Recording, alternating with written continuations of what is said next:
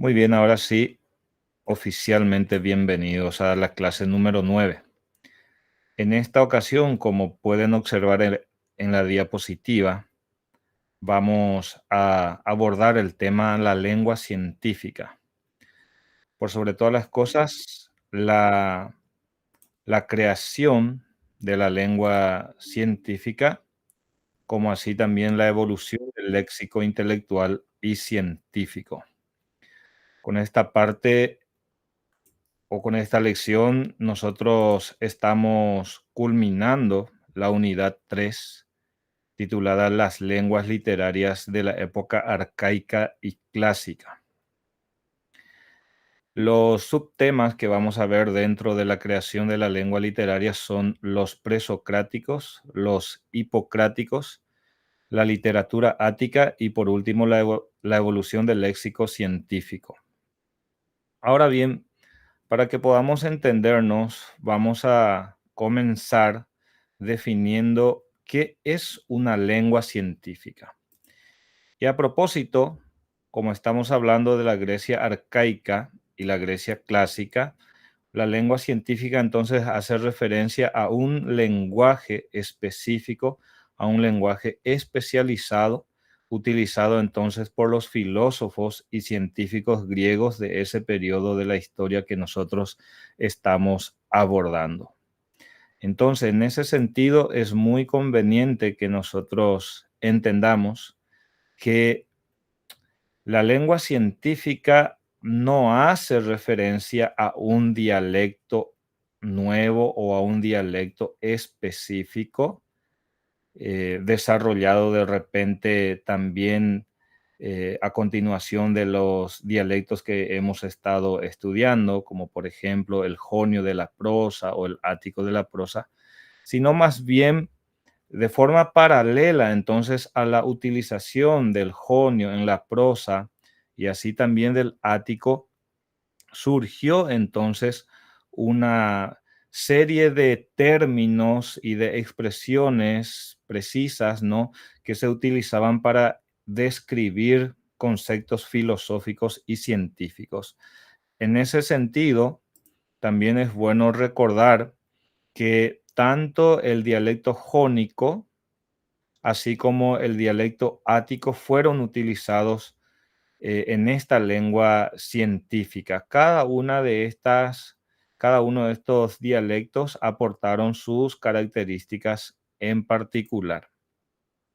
Ahí entonces recordar que algunos filósofos, médicos e historiadores escribieron en el jonio de la prosa, ¿no? En el dialecto jónico, así como que otros lo hicieron en el dialecto ático. Eh, Ahí tenemos, por ejemplo, el caso de los filósofos Heráclito, Demócrito, ¿verdad? Tenemos también el caso del historiador Heródoto, tenemos el caso de Hipócrates, considerado el padre de la medicina. Todos ellos escribieron en jónico. Y desde Gorgias en adelante, como estuvimos viendo en clases anteriores también, desde los sofistas Gorgias, Trasímaco, posteriormente con el historiador Tucídides, ya comienzan entonces a aparecer la utilización del dialecto ático en la escritura de la prosa.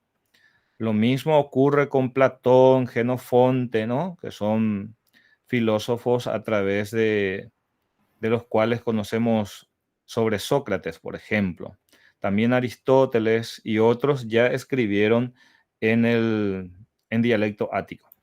Entonces, recordar lo siguiente: hasta mediados del siglo VI antes de Cristo, la literatura griega era exclusivamente poética, ¿no? Con cada una de sus clasificaciones y sus géneros respectivos. Pero desde mediados del siglo VI antes de Cristo, nosotros encontramos la aparición de una escritura en prosa. Y hemos visto también en clases anteriores que ese paso no fue de repente muy fácil psicológicamente, debido a que repito, esa literatura era exclusivamente poética, esa escritura era exclusivamente poética. Incluso, incluso hubo de repente, hubo filósofos que no abandonaron, por ejemplo, la escritura en verso, como Parménides, por ejemplo, que sí, que escribió su obra en verso, un poema, ¿no? Un poema filosófico. Pero desde los filósofos de Mileto en adelante, sí, ya comenzamos a encontrar escritos en literatura, perdón, en dialecto jónico.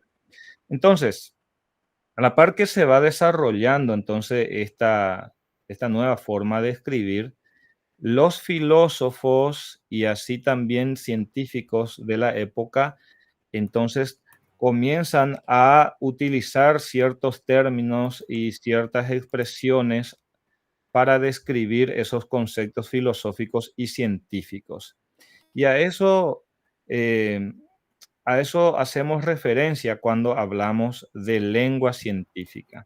No es de repente una lengua nueva que surge allá por el siglo IV antes de Cristo como una continuidad del ático, sino más bien de una forma paralela al desarrollo del jonio de la prosa y posteriormente del ático de la prosa, se utilizaba con fines filosóficos y científicos digamos, una lengua específica que se conoce como una lengua científica. Vamos a ver a continuación de repente un poco de historia de esta lengua y sus características. Cuando hablamos entonces de la lengua científica, no podemos dejar de señalar a los presocráticos, porque justamente los filósofos presocráticos que escribían todavía en hexámetros y dísticos elegíacos, que son en este caso formas de composición poética, como pueden observar aquí la pequeña definición que les traje, en realidad son formas de composición poética. Ellos fueron los que ya en el siglo VI antes de Cristo, además de la prosa jónica, entonces, que fueron sentando de repente esas bases para una creación posterior de la lengua científica griega. ¿Por qué razón? Porque tanto en sus escritos poéticos como ya en prosa, entonces comienzan a expresar ideas científicas y filosóficas. De hecho, aquí tenemos nosotros un pequeño busto de Parménides de Elea, quien justamente escribe un poema filosófico en verso épico. Ahora bien, a diferencia de las lenguas científicas que se crearon con otras lenguas, como por ejemplo incluso el latín y las lenguas europeas modernas, nos dice el texto que estamos estudiando que en realidad el griego fue el idioma que creó una lengua científica a partir de su lengua común. Es decir, a partir de una lengua común, coloquial, hablada en Grecia, se crea una lengua científica. Mientras que el latín y otras lenguas europeas más bien adaptaron y ampliaron la lengua científica griega ya existente. Ese es el destaque que justamente se le da a la lengua griega por haber creado una lengua científica que posteriormente otras lenguas utilizaron y ampliaron. Esto es lo que le distingue entonces como un logro único en la historia lingüística. Dos ideas principales en esta diapositiva.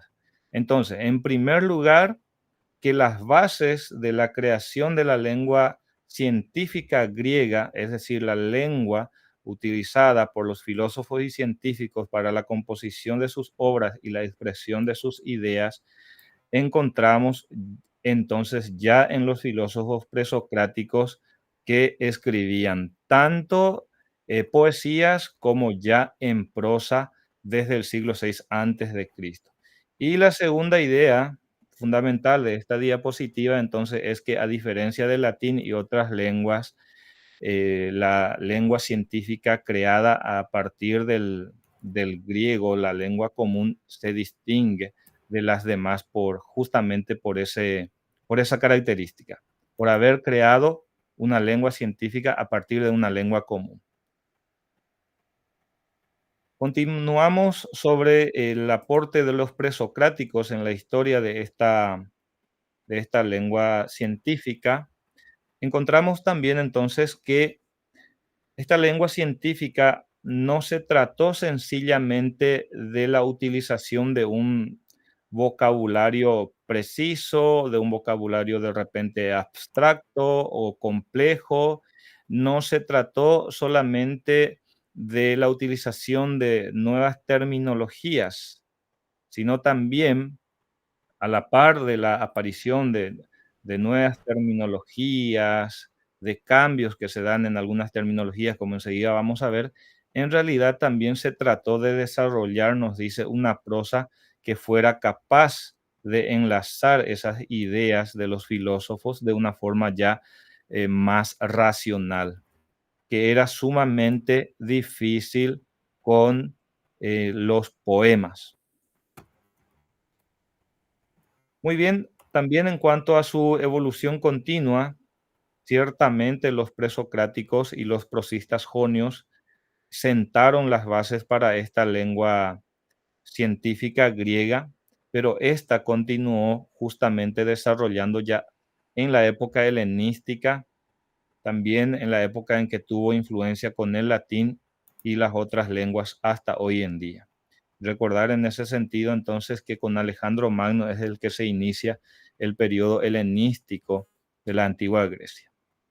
Entonces, estas son ideas iniciales para que podamos entender hacia dónde estamos apuntando con la lengua científica griega. Todavía con relación a los presocráticos, el texto que estamos siguiendo nos dice que esta, esta lengua científica griega se destacó en comparación con otros intentos de un lenguaje científico, como por ejemplo lo que había surgido en Babilonia para el estudio de la astronomía, o por ejemplo lo que había surgido con Panini en la India para el estudio de la gramática.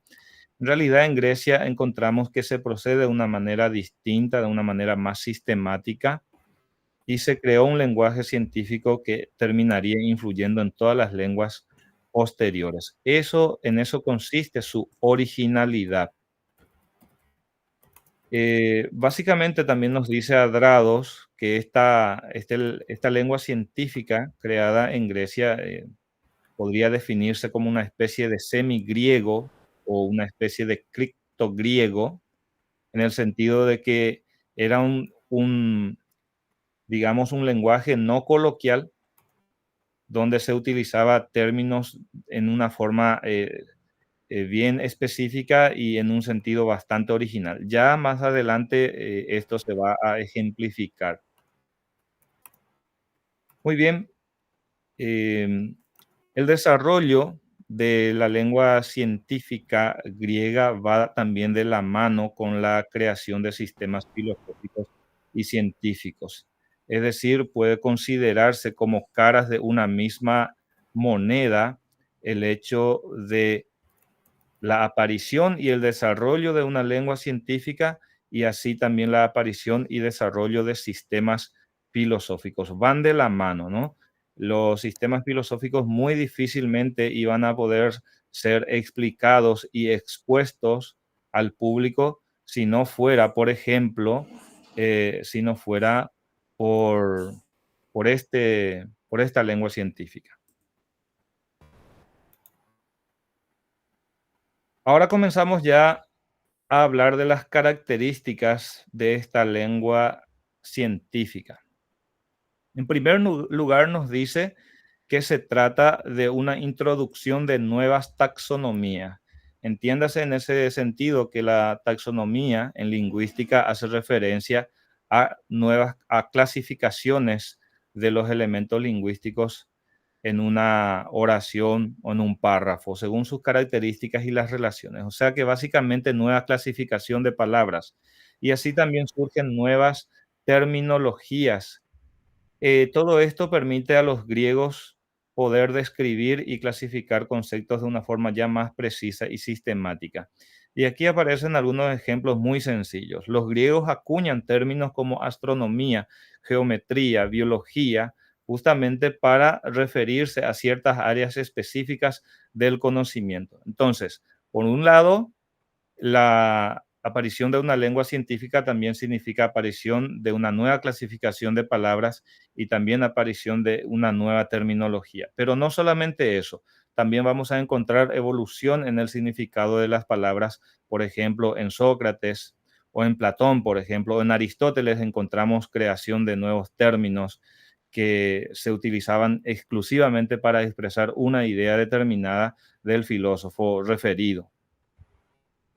Así también dice, además de esa terminología nueva, también la lengua científica se caracterizaba por la creación de un estilo científico y una sintaxis científica.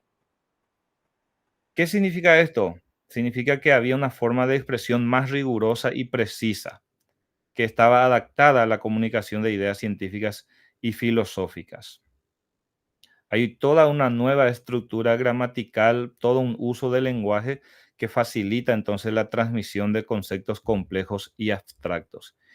E insisto en este punto, que la aparición de o el desarrollo de esta lengua científica griega se da a la par del desarrollo de la prosa jónica y así también de la prosa ática. No se trata de un dialecto nuevo ni aparte, sino más bien se utiliza el dialecto jonio y más específicamente el jonio de la prosa, se utiliza el ático y más específicamente el ático de la prosa, pero digamos con un tratamiento muy riguroso con estas características, justamente para poder transmitir conceptos complejos y abstractos que son necesarios para la transmisión de ideas y pensamientos filosóficos.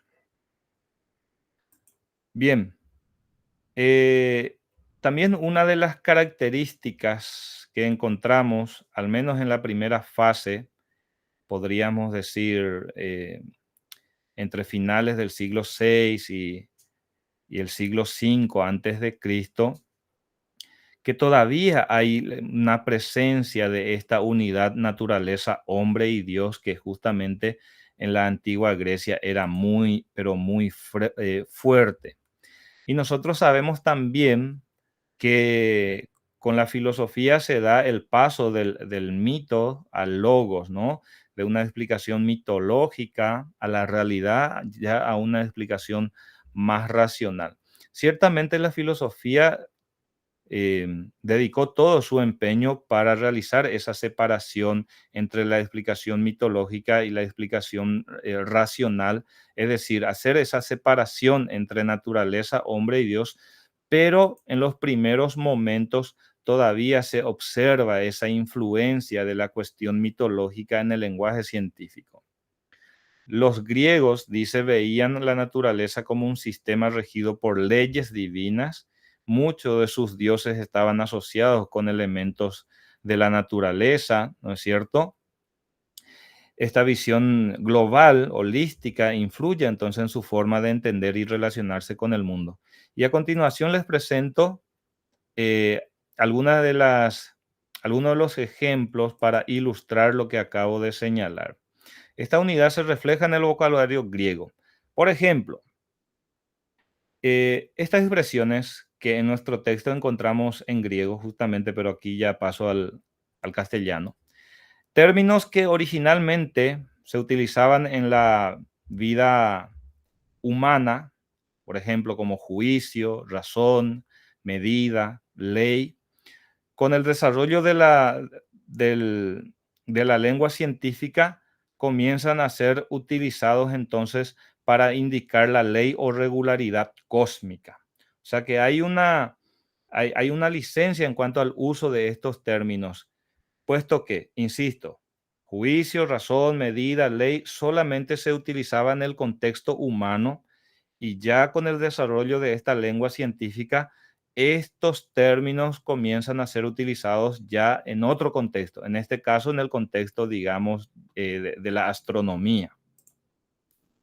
Y así también términos naturales o físicos, como por ejemplo el término cosmos, el término mundo para nosotros, comienza a ser utilizado en el ámbito humano. Al principio, cuando se crea o cuando se acuña esta expresión cosmos, hacía referencia única y exclusivamente al mundo, ¿no? Al universo. Pero en este caso comienza a ser utilizado ya para decir el mundo humano, terrenal. O sea que hay una licencia que se permiten estos filósofos y estos científicos de la antigua Grecia para aplicar términos de un ámbito a un ámbito nuevo. Este intercambio de términos, dice, entonces muestra cómo esa concepción de unidad entre naturaleza, hombre y Dios seguía manifestándose en el lenguaje en la primera parte. Esto por sobre todas las cosas en el siglo VI antes de Cristo. Recordemos también que en esos años la preocupación principal de los filósofos presocráticos sigue siendo la cuestión cosmológica, ¿no es cierto?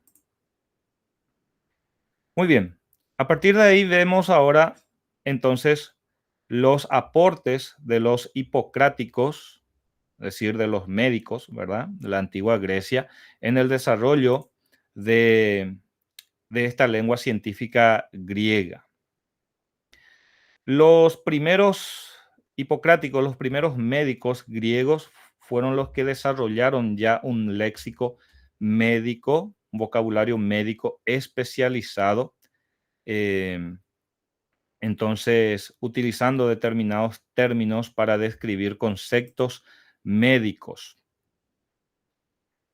Em, esta lengua, o mejor dicho, este léxico médico tenía influencia de muchos dialectos previos, como por ejemplo el dialecto médico, el jónico, el ático. Y aquí quiero ilustrar lo que voy diciendo con otro ejemplo. Fíjense que ciertas palabras, ¿no? Aparece, por ejemplo, la palabra paté, pacé, pacema. Estas palabras, por ejemplo, eran palabras jónicas y después la tercera palabra, pathos, es una palabra ática. Todas estas palabras los hipocráticos comienzan a utilizar para referirse a las afecciones o a las enfermedades. Y hoy en día, evidentemente, estamos hablando de patología, ¿no es cierto? Entonces, estas son las palabras que de repente nos muestran la variedad de significado que podía encontrarse en el lenguaje médico, donde términos comunes comienzan a ser utilizados con significados especializados, ¿no es cierto?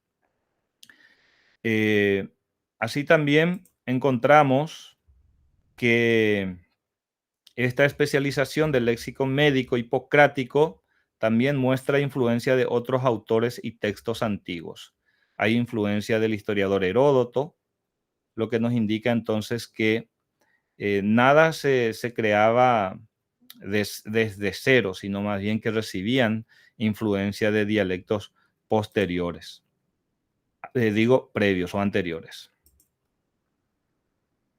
Uno de los aportes fundamentales de los hipocráticos fue justamente el haber creado un género literario específico para la ciencia. Los hipocráticos entonces fueron los primeros en crear un tratado científico, que era justamente conocido como los tratados hipocráticos. Este tratado científico se origina a partir de la poesía didáctica, nos dice, y marca un hito en la comunicación y documentación del conocimiento médico. Y algo muy interesante, estos tratados hipocráticos ya tenían un prólogo, un núcleo central y un epílogo, lo que nos indica justamente un esfuerzo, ¿verdad?, por sistematizar y clarificar la información científica. Y aquí tenemos el caso de Hipócrates, que escribió justamente sus tratados en dialecto jonio, un tratado científico.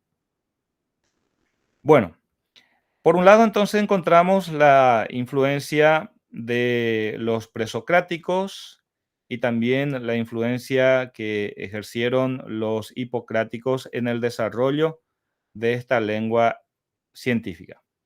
Pero no debemos olvidarnos justamente de los filósofos que escribieron en dialecto ático.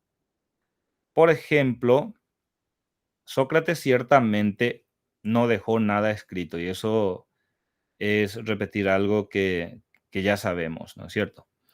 Pero en los diálogos de Platón se abordan en cierta medida la forma de expresión de Sócrates. Y en Sócrates encontramos, por ejemplo, una especialización de palabras comunes para expresar conceptos filosóficos complejos. O sea que lo que Sócrates realiza, y este es su aporte en el desarrollo de la lengua científica, es una especialización del lenguaje coloquial. Por ejemplo, palabras como, y todo esto en el texto aparece en griego, palabras como sabiduría, cuidarse de o atender, examinar, comprobar y pensar, Sócrates comienza a utilizar ya como un concepto filosófico complejo en sus diálogos. Nos dice también que la práctica socrática de redefinir palabras para reflejar conceptos filosóficos no solo provoca un cambio en la forma en que se usaba ese lenguaje, sino también transformó la manera de pensar de las personas. Eh, en sus diálogos, entonces, Sócrates asigna nuevos significados a ciertas palabras y esto les lleva también a sus interlocutores a reflexionar, cuestionar sobre sus propias creencias y conocimientos. Y ahí entra en juego ese método socrático que ya conocemos, como la mayéutica, la ironía, etcétera. Este fue el aporte entonces que encontramos de Sócrates en el desarrollo de la lengua científica y su aporte justamente conocemos a través de Platón y en menor medida a través de Jenofonte, ¿no es cierto? Entonces hay una especialización del lenguaje coloquial. Posteriormente tenemos el caso de Platón. En el caso de Platón nos dice nuestro texto que hay una innovación léxica. A través de sus diálogos socráticos dice, no solo especializa el uso de palabras comunes, sino también le otorga nuevos significados, lo que permite que los conceptos filosóficos abstractos fuesen comunicados de una manera más precisa y accesible. Entonces, se presenta esta innovación similar a la de Sócrates en Platón. Y en cuanto a Aristóteles, que también escribió en Ático, continúa esta tradición de crear términos completamente nuevos. Por ejemplo, aparece términos como ética, órgano, entelequia, categoría, especie. Básicamente estas son acuñaciones del Aristóteles para referirse evidentemente a una cuestión bien o a cuestiones bien específicas. Todo esto, claro está, ha tenido un impacto significativo en el lenguaje filosófico en esa época y hasta en la actualidad. Por sobre todas las cosas en la Edad Media, como también estaremos viendo en su momento, ¿no? Entonces, hay un aporte tanto de los presocráticos que crearon la base para la creación de un lenguaje científico. También encontramos aporte de los hipocráticos y de los filósofos que operaron en Atenas y que son referentes justamente de la literatura ática. Y bueno, esto es lo que quería presentarles, estimados estudiantes, de esta lección donde estuvimos abordando entonces la lengua científica. Por sobre todas las cosas, estuvimos viendo la creación de la lengua científica. Esta parte de la evolución del léxico intelectual y científico es una parte ya más concisa, una parte más corta. Esto sí vamos a estar viendo entonces en nuestro trabajo número 3. Y recordar este punto, ¿no? Que una lengua científica es un lenguaje especializado, específico, utilizado por filósofos y científicos griegos durante este periodo de la Grecia arcaica y clásica. No hace referencia entonces a un dialecto nuevo, no es la evolución del jónico ni del ático, sino más bien la utilización del jónico y del ático, pero con una terminología nueva, una terminología cambiada, una terminología específica, expresiones precisas utilizadas entonces para describir conceptos filosóficos y científicos. Tanto el jónico como el ático fueron utilizados en esta lengua científica. Cada uno tenía sus propias características. Y terminar recordando entonces que filósofos y científicos, historiadores, médicos, escribieron tanto en jónico como en ático. Heráclito, Demócrito, Anaximandro, Heródoto, Hipócrates escriben sus prosas, todos estos escribieron en prosa, en jónico. Y recordar también que la prosa jónica aparece desde mediados del siglo VI a.C. Después tenemos Gorgias de Leontinos, Trasímaco, quienes comienzan a escribir en ático. Puesto que en Atenas, como vimos también en clases anteriores, sucedía una situación bastante peculiar. Los filósofos hablaban en ático, pero escribían en jónico.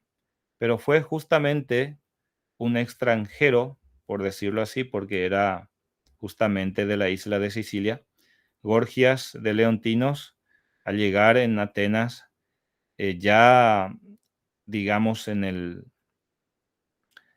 los años 20 del siglo V antes de Cristo, comienza a escribir en ático, una tradición que también se da en Trasímaco de forma paralela.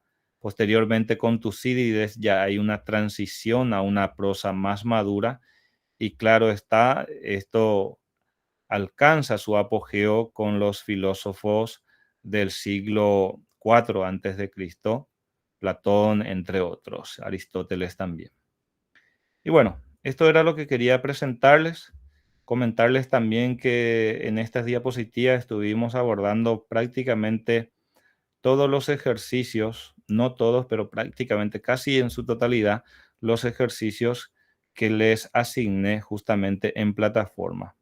Por lo que deduzco que su elaboración no les va a llevar, su resolución no le va a llevar mucho tiempo. Y bueno, quedo abierto a sus comentarios, expresiones, dudas o aportes que quieran realizar sobre nuestro tema tratado. Lo interesante de todo esto también es que eh, si vemos este tema así de una forma global en el contexto de las lenguas literarias, vemos cómo se ha ido desarrollando entonces cada una de estas lenguas literarias y cómo a la par de ellas ha surgido entonces esta lengua científica utilizada exclusivamente por filósofos y científicos griegos, para diferenciar evidentemente del uso coloquial de la prosa jónica y ática. Estimados, queda abierta la clase para sus explicaciones. Edgar, un gusto volver a verte. Buenas noches, profesor. Básicamente en 2 siglos desarrollaron una lengua científica. Efectivamente, sí, Me imagino que habrá sido una torre de Babel a nivel horizontal ese primer siglo. así mismo es. Y realmente, justamente como decía en una parte también, el aporte en este aspecto, en cuanto a la creación de la lengua científica por parte de los griegos, ha sido realmente relevante, puesto que ellos de lengua común, de esa lengua coloquial, terminaron creando una lengua científica. Entiéndase, ¿verdad? Que es una lengua específica utilizada para la expresión de conceptos filosóficos, de conceptos científicos, de ideas complejas. ¿Verdad? Y esto es lo que posteriormente el latín y otras lenguas adaptaron y profundizaron, ¿no? Profesor, una consulta. Cuando hablamos de lo que es Grecia arcaica, no estamos hablando del mismo latín, porque en la clásica, básicamente en la clásica, lo que hizo es más bien ajustarse a una sola lengua de lo que ya estaban hablando en lo que sería la Grecia arcaica, en el cual tenían varios dialectos, vamos a decirle, no lenguas. Sí, a ver, esta terminología de la Grecia arcaica, ¿no? Estamos haciendo referencia a un periodo previo, anterior de la época de esplendor de Grecia, que por sobre todas las cosas relacionamos como con el siglo V antes de Cristo. Por lo tanto, cuando hablamos de una Grecia arcaica, sí estamos hablando del siglo VI, siglo VII, ¿ya? Siglo VIII antes de Cristo, en donde efectivamente se habían desarrollado varios dialectos, ¿no? En las distintas regiones, como estuvimos viendo en clases anteriores. Y ya en esta Grecia clásica, siglo V antes de Cristo, ¿verdad? Eh, hasta la conquista por parte de Macedonia, nosotros encontramos aquí por decirlo así, la victoria del dialecto ático sobre los demás dialectos. Aquí es lo que se produce justamente esa nueva unificación del griego en el ático. Y un paso más y ya se tenía una nueva lengua común conocida como la koiné, que es un capítulo aparte, ¿verdad? Yo les voy a preparar un material, pero lastimosamente nuestro programa ya no aborda la lengua koiné, que ya es por sobre todas las cosas el griego helenístico, ¿no? Llegamos en esta parte llegamos hasta la Grecia clásica, pero sí les puedo preparar un material, un PDF, para que puedan de repente realizar una lectura del, del surgimiento y de las características y de la evolución de esta lengua común, la lengua koiné, que es el griego del siglo IV antes de Cristo. A partir del ático, ¿no? A partir del ático. Bueno, ¿algún que otro comentario de repente? Gracias, Edgar, por tu participación. Bueno, podemos ir cerrando de repente, recordándoles entonces que estaré revisando atentamente ya el trabajo número 2 y bueno, ya también el espacio está habilitado para, para presentar este trabajo número 3, penúltimo trabajo de este módulo, de esta asignatura. Y como siempre le digo, estoy atento siempre en las redes sociales, ahí en WhatsApp, para lo que hubiera lugar. Gracias, profesor. Gracias a ustedes Buenas por noches. su participación. Hasta la próxima. Buen resto de jornada. Hasta la próxima. Hasta la Gracias. próxima. Hasta luego. Hasta la próxima.